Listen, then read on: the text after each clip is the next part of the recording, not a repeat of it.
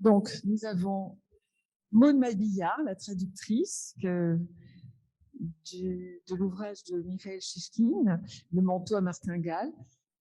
Maude Mabillard qui est à Moscou, qui vit à Moscou et qui est donc restée à Moscou, contrainte. Et puis François Jeannebret, qui s'est occupé plus particulièrement de vous présenter ce livre. Donc, je vais donner la parole à Françoise Jeannebret, qui va s'entretenir avec l'auteur et la traductrice. Françoise, à toi. Bien. Eh bien, bonjour à, à vous. C'est une situation tout à fait privilégiée de pouvoir converser à la fois avec l'auteur et sa traductrice.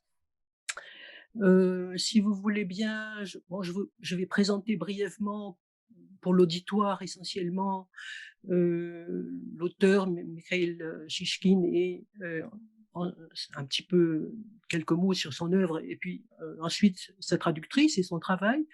Et puis après, peut-être, je pourrais passer la parole à Maude Mabillard. Bon, nous verrons pour la suite. Pour commencer, donc, Mikhail Shishkin, nous le connaissons bien en France, à divers égards, comme romancier qui a été traduit. Ses principaux romans qui sont nés dans les années 2000 en russe ont été traduits en français. Ils ont été tout à fait reconnus en Russie. Pour citer La prise d'Ismaïl, Le cheveu de Vénus, et aussi un titre qui est impossible de traduire directement en français, c'est un manuel destiné à apprendre, à rédiger des lettres, hein, bon, bref, qui a été traduit par le titre suivant, 2h moins 10. Par ailleurs, donc ces romans parus dans les années 2000, parallèlement, Mikhail Shishkin, qui s'est installé en Suisse alémanique, à Zurich, en 1995, sauf erreur, a beaucoup écrit sur les relations, ce qu'il a appelé la Suisse russe, c'est-à-dire les relations entre le monde russe et le monde helvétique, comment la Suisse s'est incorporée à l'imaginaire littéraire de la Russie, puisque on peut dire que c'est largement le cas depuis, pour simplifier, les lettres de voyage de Karamzin à la fin du XVIIIe siècle.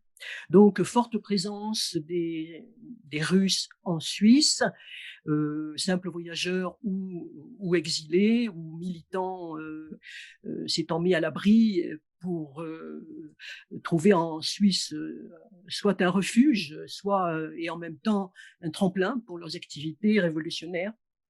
Donc, on a traduit en français les 2 livres de Mikhail Shishkin qui ont trait à ce sujet, à savoir La Suisse russe, et d'autre part une sorte de promenade littéraire qui s'intitule dans les pas de Byron et de Tolstoï, du lac Léman à l'Oberland bernois. Je dirais ensuite 2 mots sur le présent livre, le manteau à martingale, celui qui figure comme finaliste pour le prix Russophonie.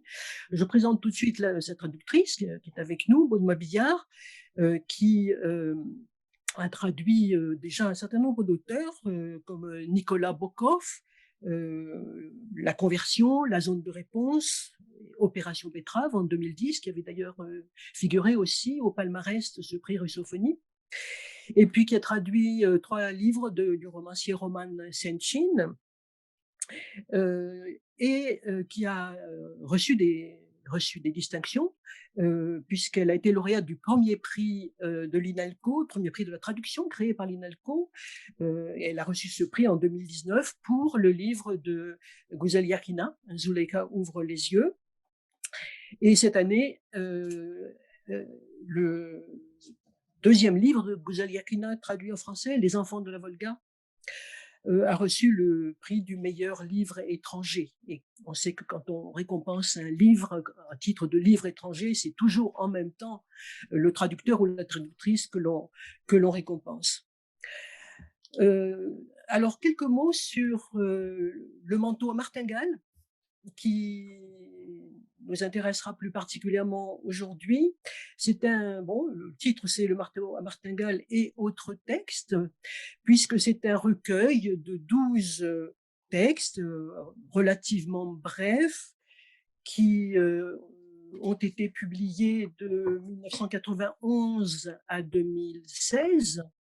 Donc, l'amplitude est assez vaste, ça fait presque 30 ans d'intervalle entre le premier et le dernier dans l'ordre chronologique de ces textes. Ils sont très divers, pas seulement par leur date, mais aussi par leur sujet. Peut-être que justement, Maud Babillard pourra nous parler de cet aspect-là. Je pense que peut-être nous pourrons d'ailleurs commencer par là. Maud Babillard, si vous voulez intervenir sur ce livre en tant que traductrice, nous dire votre première remarque. Est-ce que je peux juste expliquer comment moi j'ai traduit ce livre? Enfin, Bien sûr. qu'est-ce qu'il était pour moi? Comme vous l'avez rappelé, j'ai traduit des auteurs contemporains et généralement j'étais leur voix en français. C'est-à-dire que, par exemple, pour Roman Senchine ou pour Guzel Yakina, c'était des romans qui ont paru pour la première fois en français dans ma traduction. Donc j'étais vraiment l'interface ou la personne qui amenait les auteurs. Dans le cas de Mikhail Shishkin, effectivement, on a affaire à un auteur confirmé et qui a été traduit chaque fois par un traducteur différent, qui a écrit, comme vous l'avez dit, de grands romans qui sont un peu sa grande œuvre. Et donc moi, j'interviens à la fin, enfin à la fin, à une étape assez tardive, en ayant plein de prédécesseurs. Et même dans Le manteau à martingale, je sais que certaines nouvelles, certains récits avaient déjà été traduits. Alors là, on a pris la décision, d'accord avec Mikhail Shishkin, on lui a demandé s'il voulait reprendre les auteurs. Après, il n'arrivait plus à les retrouver, il ne savait plus ce qui avait été traduit ou pas. Enfin, finalement, on a décidé que je faisais toutes les traductions, mais tout en sachant que certaines traductions existaient. Donc c'était assez particulier pour moi, qui avait l'habitude d'être la seule représentation d'un auteur, de tout d'un coup arriver comme ça dans quelque chose d'existant bien avant moi et d'intervenir. Donc j'ai pris le manteau à martingale comme un tout. C'est-à-dire comme une chose finie, même en sachant et en ayant lu les autres livres, en sachant tout ce qu'il y avait avant. Comme vous l'avez dit, ça part du premier récit publié de Mikhail Shishkin jusqu'au dernier en date à l'époque. Donc c'est très large. Effectivement, il y a des sujets différents. Il y a je dirais que la tonalité est parfois différente. En même temps, comme je l'avais pris comme un tout, je l'ai lu comme un tout aussi. Pour moi, c'était comme une espèce de palimpseste, c'est-à-dire qu'il y a comme des couches, mais qui racontent la même histoire, ou alors un tableau avec des touches différentes. Donc moi, je l'ai vraiment ressenti, même si je pense que le recueil était peut-être parfois, enfin, on a choisi des textes qui n'étaient pas destinés au départ à être ensemble. Ils avaient une raison d'être ensemble. Voilà. Je précise que personnellement, j'aime beaucoup ce livre. Et puis, je voulais peut-être, si vous êtes d'accord, passer la parole à Mikhail Shishkin et l'interroger parce que ça parle beaucoup de sa vie d'écrivain. Ça parle de son rapport à la littérature, de l'importance de la littérature. Et un des récits qui n'est pas le premier dans le recueil, mais qui est le premier chronologiquement et qui pour moi est presque comme une matrice de tous ces textes et de tout le livre, mais aussi des autres livres qu'il a écrits, c'est la leçon de calligraphie, Urok Calligraphie. Et j'aurais bien aimé entendre Mikhail Shishkin qui nous explique comment il l'a écrit à l'époque, quand il l'a écrit, et ce qu'il voulait dire avec ça. Donc qu'il se remette dans ses premiers écrits, après avoir écrit tout ce qu'on sait qu'il a écrit après, et qu'on revienne vraiment à ce premier récit. S'il est prêt à nous en parler, Mikhail?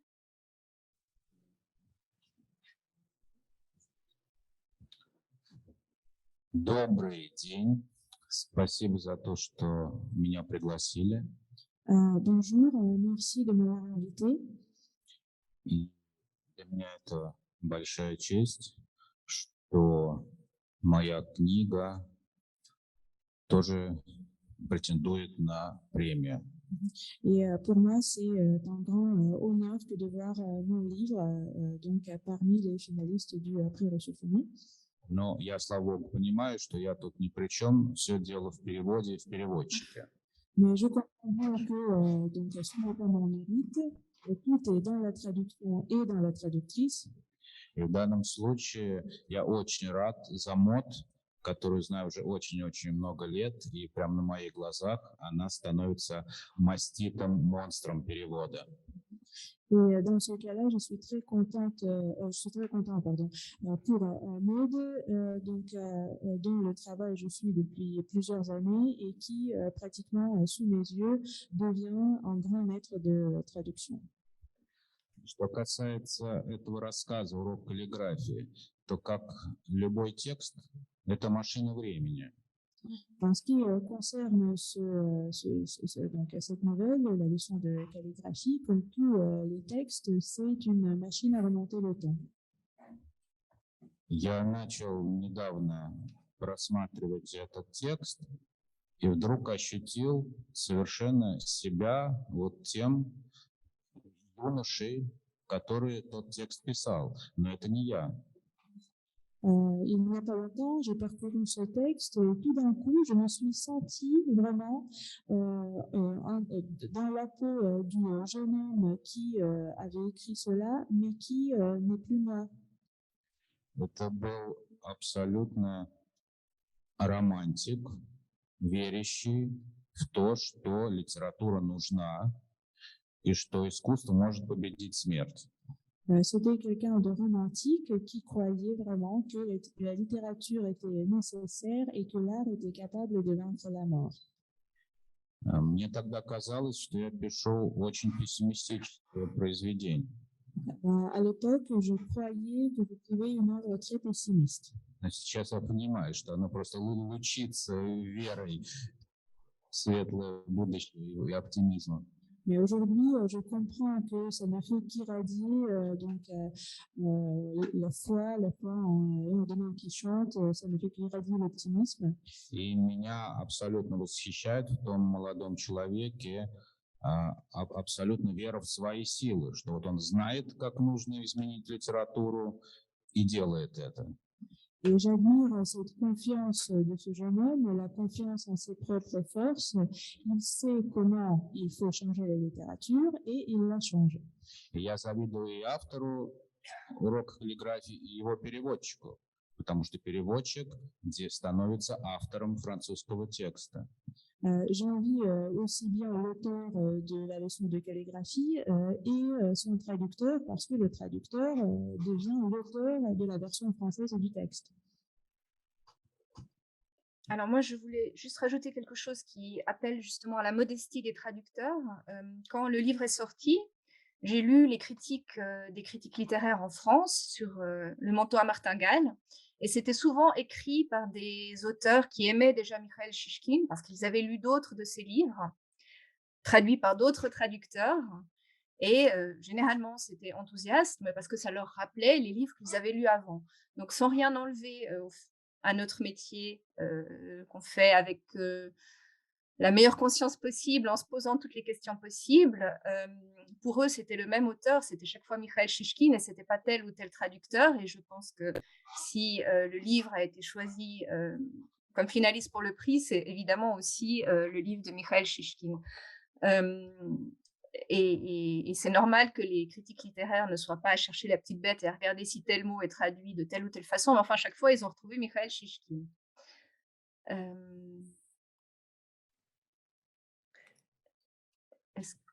Peut-être j'aurais aimé demander à Mikhail Shishkin sur l'existence du recueil en tant que tel. Est-ce que vous aviez un souhait particulier, un objectif particulier, une impulsion particulière pour recueillir des textes qui sont donc divers, on l'a dit, placés dans un certain ordre? À quelle impulsion cela a-t-il répondu? Et puis le fait de placer en tête, si c'est bien de votre choix, le texte qui donne son titre au recueil tout entier. Et cela suppose que vous avez une certaine peut-être prédilection pour ce texte-là. Est-ce que vous pourriez nous l'expliquer, si c'est ainsi? К этому тексту у меня, безусловно, есть особая любовь, но, впрочем, как и ко всем другим тоже. En ce qui concerne ce texte, bien sûr que j'ai une prédilection, mais ça concerne tous les textes du recueil. Мне кажется, он написан о самом главном, то, что всю жизнь тебя мучает, вот какая-то недоговоренность отношений с родителями, с мамой. И рано или поздно этот диалог должен состояться. Вот у меня в этом рассказе состоялся этот самый главный разговор. Уже, к сожалению, после того, как мама давно умерла. Но это не имеет значения, разговор с ней состоялся. Je crois que ce texte parle de l'essentiel, de quelque chose qui nous tourmente tous, des non-dits dans les relations avec les parents, dans les relations avec la mère. Et donc, c'est une conversation que j'aurais dû avoir avec ma mère et que j'ai eue finalement dans ce texte, même si c'était trop tard, mais c'est quand même bien de l'avoir, donc que la conversation ait eu lieu. Ну, почему этот рассказ первый, почему он дал название всему сборнику, я к этому не имею на самом деле отношения. Это дело издателя, который, в частности, сидит здесь, Фанни Масье. Может быть, она сможет ответить на этот вопрос. Par contre, pourquoi ce récit a été le premier et pourquoi ce récit a donné le titre au recueil, ça, je n'y suis pour rien. C'est l'affaire de l'éditrice et peut-être que l'éditrice faudra en dire quelques mots. И я не писал этот сборник, я просто жил, и по мере проживания жизни рождались тексты. Je n'ai pas écrit ce recueil, tout simplement, je vivais et donc pendant que je vivais, naissaient ces textes. А когда количество их собралось, одному издателю в Америке пришло в голову издать. То есть сначала этот сборник вышел в Америке в английском переводе, а не в русском оригинале.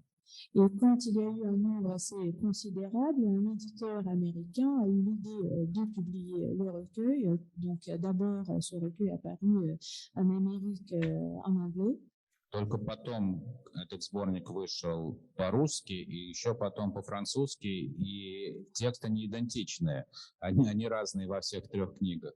Et c'est après seulement que le recueil est apparu en Russie et ensuite en France. Et il faut dire que les textes ne sont pas identiques d'une version à l'autre. Ils sont différents dans les trois livres. То есть это вопрос не ко мне, а к издателю. C'est une question qu'il faudrait plutôt poser à l'éditeur. Là, en l'occurrence, on s'était basé sur le texte paru en russe, à AST. D'accord. Le fait est que je me suis interrogée sur la composition du recueil et il m'est apparu en effet que le premier texte était une manière comment dire, que c'est cette martingale vous relie à votre mère, puisque il s'agit d'un souvenir de votre enfance qu'elle a évoqué peu avant sa mort. C'est l'histoire de la martingale du manteau par lequel elle vous retient, elle vous empêche de tomber du tram. Et quant au dernier texte, il me semble qu'il est beaucoup question de votre père. Alors, je ne sais pas là encore si c'est voulu ou si c'est concerté ou si ça se trouve ainsi. Mais le fait est que dans le dernier texte, il est davantage question de votre père ainsi que de la relation entre père et fils qui s'instaure entre vous-même et votre propre fils. Par ailleurs, le texte consacré à Robert Walser, ce très beau texte consacré à l'écrivain suisse, Walser paraît tout à fait emblématique de ce qui est un certain fil conducteur dans le recueil, à savoir votre rapport à l'écriture et la nécessité de l'écriture comme besoin vital et aussi comme bonheur. Et là encore, je me suis demandé si les textes, vous avez eu envie de les retoucher ces textes un peu anciens pour certains, ou si vous les avez donnés tels quels, parce que dès la première, le nom de Robert Walser, il se trouve apparaître dès la toute première ligne du manteau à martingale. Voilà, je ne sais pas si c'est fortuit ou bien si c'est délibéré.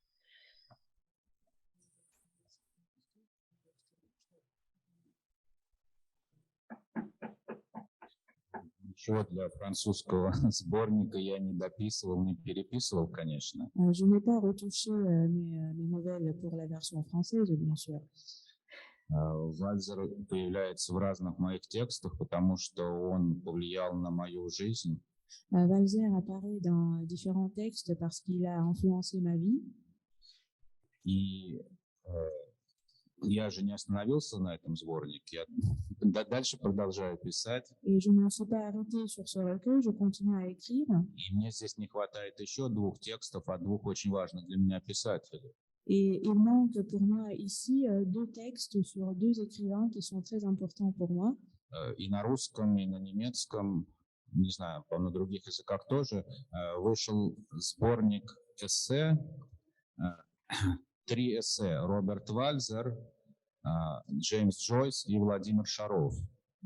Donc en russe et en allemand, je crois, peut-être qu'en français aussi, il y a eu donc un recueil qui est apparu avec 3 essais, celui de Robert Walser, de James Joyce et de Vladimir Sharov. Мне кажется, это приходит с возрастом.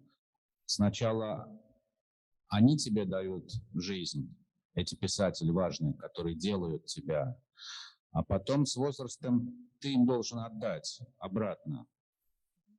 Je crois que ça vient avec l'âge. D'abord, ce sont ces écrivains qui te guident dans la vie, qui te donnent quelque chose pour ton œuvre, ces grands écrivains. Et ensuite, avec l'âge, il faut leur rendre leur dû.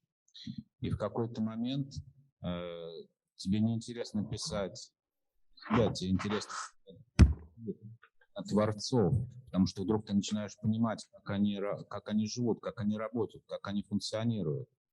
Et à un moment, ça ne t'intéresse plus tellement d'écrire sur toi-même, mais tu voudrais plutôt écrire sur eux, parce que tu commences à comprendre comment ils vivent, comment ils travaillent, comment ils fonctionnent. И то, что для меня открыл Вальзера, для меня он является каким-то идеальным писателем, писателем в чистом виде совершенно. Я должен был отдать ему, я отдал его моему русскому читателю. Et ce que Walser m'a fait découvrir, pour moi, c'est peut-être le meilleur écrivain, c'est l'écrivain idéal. Alors, je devais le rendre et je l'ai rendu, j'ai rendu Robert Walser au lecteur russe. А вот я делюсь своей любовью к автору, иначе текст не был бы написан. А переводчик, который переводит меня про Вальзера, должен при этом любить Вальзера или не обязательно? Переводчик. Et alors la question pour la traductrice, moi je partage mon amour envers Walser, mais est-ce que c'est aussi obligatoire pour la traductrice d'aimer l'écrivain que j'aime? Ben oui, alors première chose, donc quand Mikhail Shishkin dit qu'il a fait partager Walser aux lecteurs russes, c'est pas seulement son essai magnifique sur Walser, c'est aussi sa traduction de La Promenade. Et je me souviens à l'époque, c'était un petit livre bleu. À l'époque, il était venu à Moscou à Non-Fiction, à la foire du livre, et j'avais quelques-uns de ces exemplaires de la traduction de La Promenade avec ce texte sur Walser, donc la traduction par Mikhail Shishkin de l'allemand au russe de La Promenade de Walser, et l'essai qui est dans le manteau à martingale. Et mes amis me l'avaient arraché. Tout le monde voulait lire cette traduction et lire l'essai de Mikhail Shishkin. Donc, notre auteur est aussi traducteur. Après, en ce qui concerne mon rapport à Walser, là, j'étais en grande infériorité par rapport à Mikhail Shishkin parce que je ne parle pas très bien allemand. Nous avons beau avoir un pays en commun, en plus de la Russie, c'est la Suisse. Je viens de la Suisse romande, donc, et malheureusement, mon allemand n'est pas suffisamment littéraire pour que je lise Walser dans le texte. Et c'est aussi pour ça J'ai hésité dans le manteau à martingale à traduire, quand il y a des extraits de Walser, à traduire le russe de Mikhail Shishkin ou à prendre des traducteurs de l'allemand. Et la plupart du temps, j'ai donné des traductions de l'allemand pour pas faire double traduction, mais j'ai eu une hésitation là-dessus. Et je dois dire que j'ai fait pas mal de recherches et j'ai lu pas mal Robert Walser parce que faire une traduction, c'est aussi partager des intérêts d'un auteur et ça a été pour moi un moyen de découvrir beaucoup Walser que je connaissais pas très bien. Donc il a aussi apporté à certains lecteurs français, francophones, un intérêt pour Walser, pas seulement pour les Russes. Et c'est peut-être le cas de certains lecteurs du manteau à martingale français qui ne connaissaient pas Walser avant.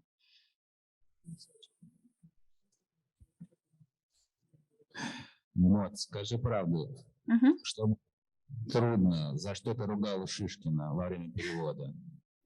Qu'est-ce qui a été difficile quand tu as grondé l'écrivain Shishkin pendant... Oui, non, je crois que j'ai fait aucun reproche à l'écrivain Shishkin, j'ai plutôt fait des reproches au traducteur, enfin à moi-même, c'est-à-dire comment il a réussi à faire ça et moi je ne réussis pas. J'ai eu plusieurs problèmes qui étaient objectifs. Par exemple, le fait que Mikhail Shishkin, qui parle de la littérature, qui parle de lui jeune, complètement... je pense que mon texte préféré, j'adore le manteau à martingale, j'adore le texte sur Walser, mais je pense que mon texte préféré du recueil, c'est Le bruit s'est tu, où les poètes et surtout Pasternak sont très présents. Et évidemment, quand on lit les vers de Pasternak en russe ou de Pouchkine, c'est un absolu, alors que quand on les traduit en français, c'est une version. Donc ça, c'était une difficulté objective qui n'était même pas due à Mikhail Shishkin. J'ai dû beaucoup travailler à l'oreille parce que je pense, on n'en a pas discuté, mais je pense que on n'en a pas discuté parce que souvent c'est inutile d'en discuter avec un écrivain qui fait les choses de façon instinctive, ça je le sais d'expérience. Le son est très important, c'est très poétique, donc il fallait réussir à structurer ça en français de façon à ce que ça soit doux à l'oreille de la même façon ou évident à l'oreille, ce qui a demandé des fois tout un retravail. Mais je ne peux pas dire que j'étais fâchée contre l'écrivain à quelque moment que ce soit. J'étais simplement parfois plus embêtée que d'autres. Parfois ça venait directement et parfois j'ai dû beaucoup travailler. Puisque je vous prie d'excuser, il y a des bruits parasites. J'ai un voisin qui est fanatique de bricolage et qui utilise les week-ends pour, quand il n'est pas au travail, à l'extérieur, pour voilà, faire un petit peu d'animation dans l'immeuble. Je ne sais pas, moi ça me gêne, je ne sais pas si dans quelle mesure ça vous gêne. On entend bien. Oui. Bon, oui, puisqu'on parlait de Robert Walser, je crois savoir, Mikhail Shishkin, que vous écrivez aussi en allemand. Donc, si on peut vous poser quelques questions à ce sujet-là. Bon, bien sûr, vous pratiquez l'allemand depuis votre jeunesse, puisque vous avez étudié l'allemand dans vos études supérieures. Vous vivez en pays germanophone. J'aimerais savoir dans quel allemand vous écrivez. Est-ce que c'est l'allemand de Berlin ou c'est l'allemand de Zurich? Bon, c'est une première question. Et deuxième question, quand vous expliquez à propos de Robert Walser justement que son premier moteur, c'était de s'éloigner des expressions figées, de s'éloigner de la langue figée pour trouver sa langue propre, hein, pour créer son propre univers linguistique. On comprend que vous dites qu'il a besoin de trouver une parole non réglementée, la parole non réglementée de l'individu qui s'oppose à la parole normée ou figée des usages sociaux ordinaires. On comprend que vous avez eu ce besoin-là, vous, par rapport à la langue russe. Est-ce que vous l'éprouvez aussi par rapport à la langue allemande quand vous la pratiquez en écrivain?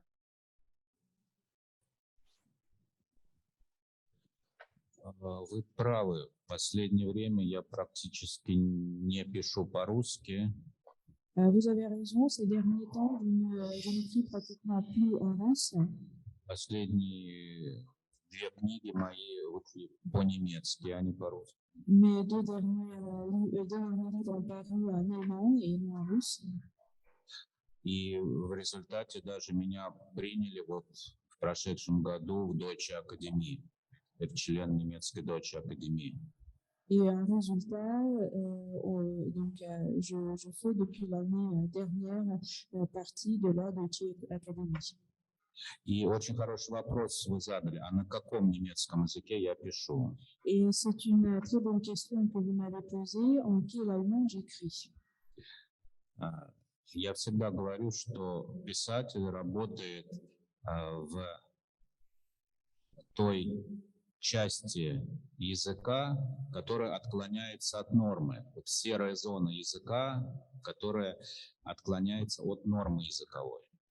J'ai toujours dit que l'écrivain travaillait, on peut dire, dans la zone décalée de la norme linguistique, dans cette zone grise qui se distancie un petit peu de la norme.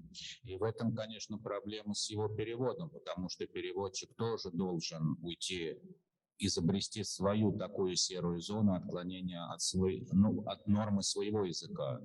Et c'est bien sûr un problème pour le traducteur parce que le traducteur doit trouver sa propre zone grise. Il doit savoir lui-même se distancier de la norme, se distancier un petit peu de la norme de la langue. Но это то, что я могу делать в своем родном языке, а в чужом языке, на чужом языке нужно писать правильно. Mais c'est ce que je peux faire dans ma langue maternelle, tandis que dans une langue étrangère, il faut bien écrire, il faut écrire correctement. И поэтому я никогда не буду прозу писать на другом языке. Et c'est pour cela que je n'écrirai jamais de prose dans une autre langue. И на немецком языке я пишу эссе, я пишу культурологические книги, а не художественную прозу. Ce que j'écris en allemand, ce sont des essais, ce sont des textes culturologiques, mais pas de la prose et pas de la fiction.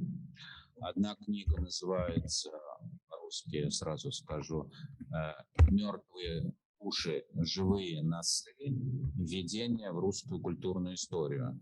L'un des livres s'appelle Âme morte, nez vivant, introduction dans l'histoire culturelle russe. Сборник о русских писателях, музыкантах, русской истории, русской культуре, сборник эссе. C'est un recueil d'essais qui parle des écrivains russes, des musiciens russes, de l'histoire, de la culture. И вторую книгу я написал в диалоге с немецким очень известным журналистом Фриц Плейтген. Это скорее уже о политической истории. Le deuxième livre, je l'ai écrit en dialogue avec Fritz Berger, le journaliste très connu en Allemagne, et il s'agit plutôt de l'histoire politique. Она называется «Frieden oder Krieg», то есть «Мир или война». Donc le livre s'appelle Paix ou... Это, с одной стороны, объяснение России, с другой стороны, мое объяснение в любви к России. C'est d'un côté une explication de la Russie, une explication donnée à la Russie, et de l'autre côté, c'est l'explication de mon amour envers la Russie. Я объясняю, почему Россия такая, какая она есть, что с ней будет дальше. J'explique pourquoi la Russie est telle qu'elle est aujourd'hui et ce qu'elle va devenir. Это написано на правильном немецком языке. C'est écrit dans un allemand très correct. Потому что мне главное донести мысли в данном случае. Parce que dans ce cas précis, l'essentiel pour moi, c'est de faire comprendre mes idées.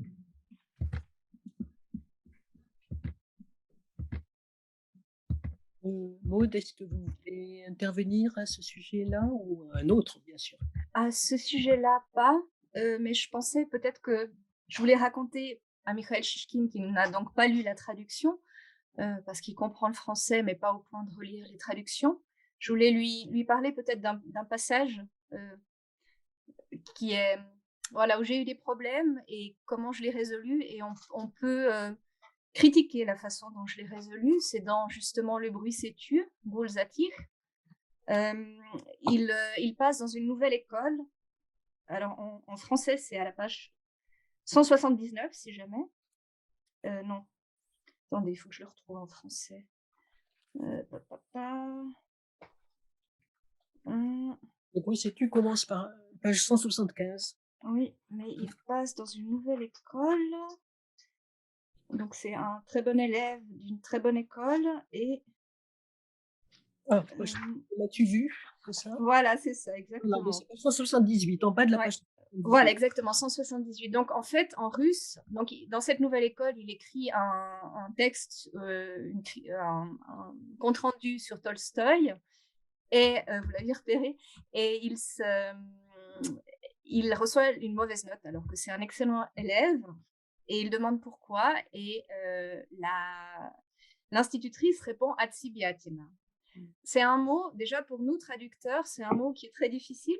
Non pas parce que c'est un mot compliqué, mais parce que c'est un mot problématique, dans le sens où c'est Atsibiatina, traditionnellement, c'est par exemple quand un acteur rajoute du texte sur un texte. Donc quand il rajoute, c'est Atsibia, quelque chose de lui, hein, quand il rajoute du texte. Mais c'est surtout un des mots préférés de Kornei Chukovsky, qui a écrit ce livre merveilleux sur la traduction de Soko Iskustva, où il explique justement que c'est un des plus graves défauts, c'est de rajouter quelque chose. Et dans ce livre, Tchoukovsky dit même que, dans certains cas, il a envie de frapper le traducteur avec un chandelier quand il rajoute trop de choses. Donc voilà, c'est un mot qui tout de suite fait un peu peur. En tout cas, moi, m'a tout de suite. Et ce qu'il fallait, donc c'est l'idée que l'élève Shishkin a trop mis de lui-même, on a rajouté. Et puis après, donc, en plus, comme c'est un mot composé de atsibia plus un suffixe négatif, il dit encore merci au ma langue. Donc en plus, ça doit être un mot intéressant. Donc, il dit spasiba ruski yazyk, donc merci la langue russe, mais moi j'ai traduit par merci au ma langue. Et alors comment j'ai fait, et c'est critiquable, mais ça marchait bien dans ce cas-là, je l'ai traduit par deux mots, c'est-à-dire trop subjectif et digne d'un m'as-tu vu. Donc c'est un rajout, c'est justement un atsibia qui m'a gros comme ça. Mais ça me semblait vraiment rendre ce que ressent l'institutrice qui est fâchée contre cet élève qui en fait trop. Et puis après, le mot m'as-tu vu, qui est un mot composé comme ça allait bien avec aussi merci au ma langue. Donc ma langue qui me propose des mots pareils. Voilà, donc c'est très critiquable, mais c'est vraiment, j'étais assez contente de moi sur le moment. Maintenant, je me dis bon. Voilà. Oui, personnellement, j'avais remarqué, ce m'as-tu vu, qui m'a frappé parce que c'est une expression qui n'est plus très employée aujourd'hui. En tout cas, moi, je ne l'entends plus beaucoup dire, alors que je l'entendais dire, là, il y a des phénomènes de génération, je l'entendais cette expression dire par mes parents, par exemple. Et il me semble que maintenant, les jeunes ne l'emploient plus beaucoup, ou rarement. Bon, là, on est dans les années. Voilà, donc ce mot m'a frappé, il m'a fait plaisir. Parce que j'ai eu l'impression que ce détour par l'étranger, que ce détour par la traduction, faisait revenir en quelque sorte dans le français un mot qui méritait, ou une locution qui méritait d'y rester. Voilà. Et puis, dans un deuxième temps, je me suis reportée au texte russe et j'ai répété en effet Atsibia, qui est répété 4 fois, à très bref intervalle dans le dialogue. Hein, professeur qui lui répond très sèchement quand il lui demande mais pourquoi est-ce que j'ai pas une meilleure note, et elle répond tout simplement Atsibiatina, point. Et il demande une explication supplémentaire et le mot Atsibiatina est répété. Je me suis dit qu'en effet c'était un mot très difficile à traduire d'un seul mot. Il n'y a pas d'équivalent français en un seul mot. Et donc vous avez écrit trop subjectif, 2 points, digne d'un m'as-tu vu dans ton genre. Il me semble que ça rend bien le double, la double idée qu'il y a dans le mot russe, à savoir quelqu'un qui fait un peu son intéressant, hein, en même temps qu'il invente. Voilà. Et puis c'était l'idée aussi que le trop subjectif, en fait, c'est ça. Je pense que l'élève Shishkin trouvait très bien d'être subjectif. Mais elle a trouvé ça trop. Elle a trouvé ça trop. Je dois dire que c'était une jouissance particulière de traiter Tolstoï de subjectif et m'as-tu vu à la ligne en dessous. Parce que l'élève Shishkin répond, mais Tolstoï aussi était subjectif et m'as-tu vu. Voilà. Oui. Et autre expression, peut-être je laisse réagir Shishkin, peut-être à ce sujet-là, s'il le souhaite. Je pense pour la traductrice, c'était un peu difficile en improviser comme ça. Bon. Sinon, un autre mot qui m'a bien plu, c'est le Mhm. scarabsquin, pour traduire scarbe, le mot scarbe. Vous avez mis Mhm. synfrisquin et là encore, je me suis réjouie. Là encore, c'est un mot, je n'ai connu qu'une seule personne qui employait ce mot, c'était ma grand-mère et elle était Mhm. depuis un certain temps et là encore, je pense que les jeunes générations ignorent tout à fait ce qu'est le Ouais. synfrisquin et je trouve toujours ça très réjouissant quand, un mot, évocateur et coloré, est réintroduit comme ça dans la langue française par le biais d'une traduction. Ouais, Et là, ça il y a peut-être une contamination même de son. Hein. Scarpe, synfrust. et après, Voilà. en plus, oui, il y a une parenté phonétique. Mhm. C'est vrai. Mhm. Ben, c'est parfait, je crois qu'il y a déjà les prochains intervenants qui apparaissent. Est-ce que vous avez une autre question pour Mikhail Shishkin, Françoise ou Maud? Peut-être une toute dernière question, ces rapports avec les lecteurs russes aujourd'hui. J'aurais aimé lui demander si ce qu'on lit de lui en Russie, est-ce qu'on lit tout ce qu'il a écrit en russe et s'il a des échanges directs avec ses lecteurs en Russie aujourd'hui, est-ce qu'il peut nous dire à ce sujet?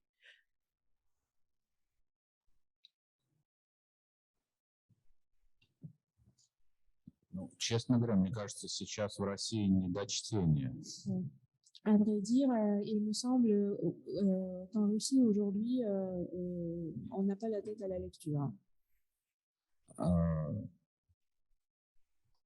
Вообще, у меня ощущение, что русский читатель потихонечку за последнее время переселился за границу.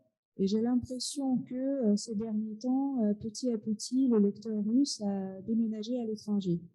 И вообще вот та прекрасная Россия будущего, да, о которой говорил Алексей Навальный, она потихоньку переместилась в интернет.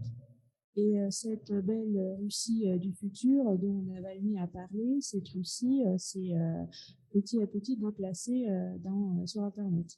И все последние публикации в открытом доступе, в интернете. И у меня ощущение, что основной мой читатель все-таки уже находится по всему миру. Et ces derniers temps, donc, les publications ouvertes, accessibles sont en ligne et j'ai l'impression que mon lecteur vit aujourd'hui dans le monde entier. Понимаете, мы же сейчас повторяем то, что было 100 лет назад. Vous voyez, nous sommes en train de refaire ce qu'on a fait il y a 100 ans. Русская история как карусель. Распад империи, хаос, новая диктатура. L'histoire russe est comme un manège. D'abord, c'est l'effondrement de l'Empire, ensuite, c'est du chaos et ensuite, c'est une nouvelle dictature. Вот все, что сейчас произошло, повторяет то, что было 100 лет назад. Tout ce qui se passe aujourd'hui reprend ce qui s'est passé il y a 100 ans. И люди культуры, как тогда, стоят перед выбором. Или ты начинаешь петь патриотические песни, если ты остался в России, или ты эмигрируешь. Et les gens de la culture, comme à l'époque, ont ce choix, soit de commencer à chanter des chansons patriotiques s'ils restent en Russie, soit d'émigrer. То есть свободная русская культура перемещается в эмиграцию. La culture russe libre se déplace vers l'immigration. Но у нас есть большая разница по сравнению с той эмиграцией. Mais nous avons quand même une grande différence par rapport à l'immigration de l'époque. Вот это русское рассеяние, слово рассеяние, да, люди чувствовали себя одинокими. Если это книжный какой-то кружок в Шанхае или в Монтевидео, они чувствовали себя бесконечно потерянными, удаленными от Парижа и Берлина. Il y avait cette dispersion russe de façon que les Russes se sentaient perdus, abandonnés. S'il y avait un petit club de lecture à Shanghai ou en Montevideo, ces gens-là se sentaient seuls et infiniment éloignés, par exemple, de Berlin. В 21 веке у русской культуры есть новые технологии, есть интернет. Dans le XXIe siècle, la culture russe dispose de nouvelles technologies et d'Internet. И русский кружок в Шанхае или Монтевидео, или в Сибири, или в Швейцарии, или в Париже, они составляют новую единую культурную русскую общность. Et ces cercles donc russes qui se trouvent à Montevideo, à Shanghai ou en Sibérie, ils donc en fait composent une nouvelle communauté culturelle russe. Произошла главная русская культурная революция. L'essentielle révolution culturelle russe a déjà eu lieu. А именно Россия, культурная Россия перестала себя идентифицировать с территорией. C'est-à-dire que la Russie culturelle a cessé de s'identifier au territoire. Русская культура освободилась от территории, освободилась от сапога государства. La littérature russe s'est affranchie du territoire et s'est affranchie de la botte lourde de l'État. И еще два слова я хотел сказать. Et je voulais dire encore 2 mots seulement. Вот последние дни, последние недели весь мир ждет войны. Ces derniers temps, ces dernières semaines, tout le monde entier attend une guerre. Каждый день новости, что правительство США сказало всем гражданам Америки покинуть Украину. Сегодня я читаю, правительство Голландии сказало своим гражданам покинуть Украину, потому что значит, будет война, они что-то знают. On lit donc dans la presse tout le temps que, par exemple, le gouvernement américain a dit à tous ses diplomates de quitter l'Ukraine. Aujourd'hui, c'est le gouvernement hollandais qui demande à tous ses citoyens de quitter l'Ukraine et apparemment ils savent quelque chose, donc ils ont peur que la guerre éclate. А мы здесь сидим и обсуждаем особенности перевода слова «отсебятина». Et nous autres ici, nous sommes là en train de discuter les particularités de la traduction du mot «отсебятина». И это замечательно, это прекрасно. Это то, что мы должны противопоставить войне. Вот то, чем мы занимаемся, нашу культуру, наше искусство, нашу литературу. Et ça, c'est merveilleux, c'est magnifique, et c'est ce que nous devons opposer à la guerre, c'est notre écriture, notre littérature, notre culture, ce que nous faisons. Спасибо вам. Merci à vous, Raphaël Chicoun. Merci.